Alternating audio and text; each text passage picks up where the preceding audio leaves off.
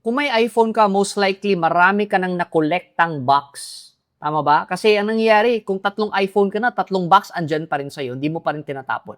Now, alam mo ba na etong mga box is the one that increases the perceived value. Na to the point, hanggang ngayon, hindi mo pa rin tinatapon kahit wala naman talaga siyang kwenta. Okay?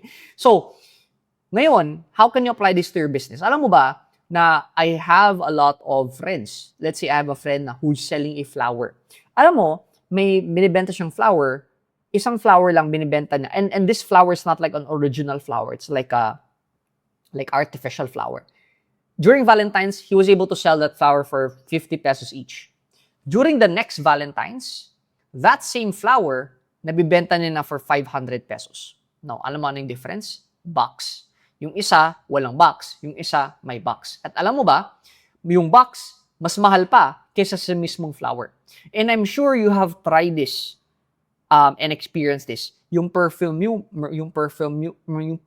mo, no, most likely, mas mahal pa yung casing niyan compared sa mismong laman. Kasi that's just liquid, basically. Right?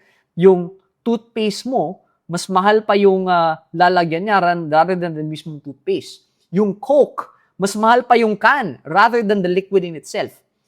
It's because the packaging is what increases the perceived value of the item.